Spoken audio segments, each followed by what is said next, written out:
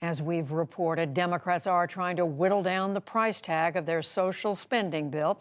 And among the ideas that could be cut is a national paid family leave program. President Biden originally proposed 12 weeks. As we've reported, Democrats have tentatively agreed to cut that to 4 weeks, and even further cuts are still under consideration. As this hangs in the balance, we checked in with people across the country about how this issue has impacted their lives. Hi, I'm Raina Boston. I am from Tampa, Florida, and I work in human resources for a professional services firm. My name is Chris Garcia. I live in Denver, Colorado, and I am a mechanical assembler, and I am also a ramp agent for a major airline company. My name is Nia Marshall. I am a restaurateur from the great city of Detroit, Michigan. My name is Christina Hayes. I'm from Inkster, Michigan. At my previous job, I was working in a call center for a cable company, and I did not have access to paid leave at that time. So I had to work and struggle because I'm a lupus warrior. Between both jobs, I maybe have 3 weeks total, but not necessarily concurrently. I'm 2 weeks postpartum, so I have a 2-week-old, and I am on my second week of paid leave. We have, I believe, a total of 14 weeks paid total. We can go up to 6 months unpaid after that point. And it's been a huge difference between my previous postpartum experiences. I have 2 other children. I am a small business. I own a restaurant in the city of Detroit called Ivy Kitchen and Cocktails.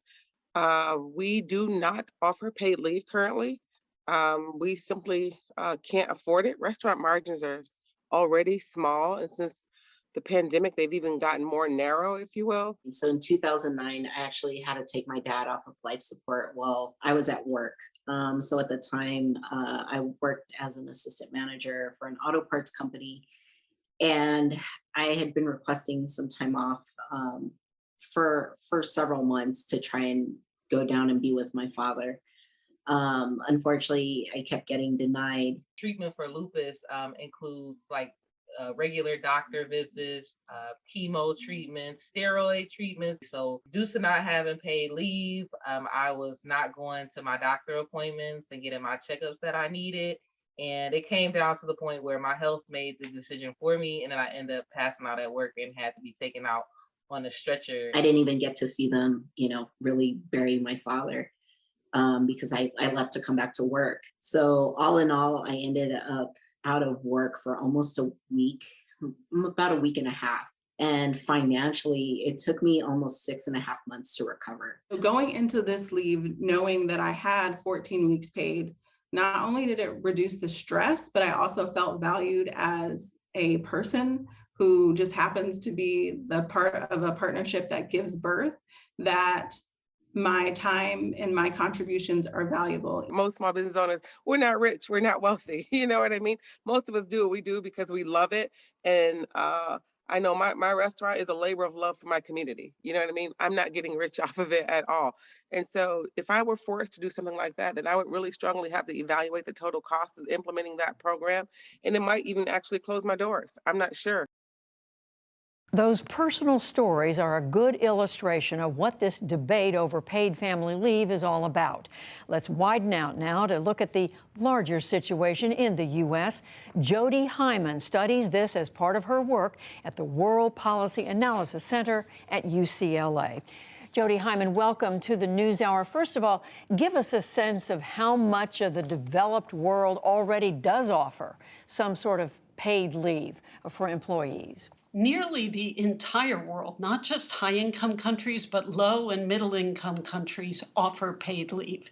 So 181 countries out of 192 offer paid sick leave. Even more, 185 offer paid maternity leave. About half as many paid leave for dads. It's overwhelmingly what countries do. There's still a lot we don't know about what Congress is discussing, and certainly not what they're going to end up with. But the reporting is that what was in the original proposal, 12 weeks of paid family leave, they're looking at cutting that possibly to 4 weeks. How much difference would that make? Going down to 4 weeks would be a huge loss. I think we just have to think about the circumstances. First, someone getting sick. If someone has cancer, they're not going to be treated and well 4 weeks later. If someone has a heart attack, being able to return to physical labor that fast, not likely. And importantly, we know we can afford it. Again, over 130 countries actually offer 12 weeks or more. So how can they afford it? Because it saves money to do it, among other things. It makes people healthier. But we wouldn't have had the kind of shutdowns with COVID if we'd had better paid sick leave. And again, we don't know how much government subsidy could end up being involved. But as we heard from small business owners like Naya Marshall, one of the Americans we heard from a minute ago, they are concerned that if they have to do this, it could cost them so much, they might not be able to keep their business open. I think it's incredibly important to speak to small businesses on this. And here's what I'd like to say to our colleagues who own or run small businesses. Again, nearly all the world covers small business without exemption for size. Why? Because government helps. So the restaurateur we heard from, she shouldn't have to pay the paid leave. That's what the social insurance system is for, and that's how most of the world does it. They do it in ways that government support for the insurance system means it's not coming out of the pockets of small business. Importantly, small business can save money because their workers will be healthier, because there'll be less spread of infectious disease, there'll be less chronic illness, their healthcare costs can come down. And Jody Hyman, one of the arguments we've heard from some Republican members of Congress is they might be willing to go along with parental leave, a parent leaving to take care of a child, but not so much for family leave or for caregiving for another family member. What about that, making that distinction? I think it's important we talk about all three elements: the parental leave, which you've already mentioned, the paid sick leave. I want to highlight again, we just came out this pandemic, trillions of dollars because of the spread.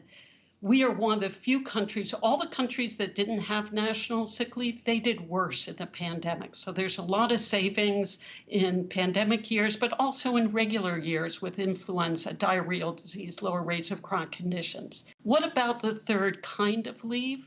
Leave for a family member who's sick? I think one thing we can think about is, can that leave be shared across multiple family members? So for each family member, it's shorter, but the total amount of leave is there.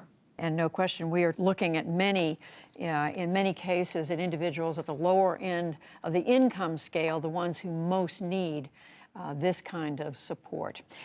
Jody Hyman, who's with the World Policy Analysis Center at UCLA, thank you very much. Thank you so much, Judy.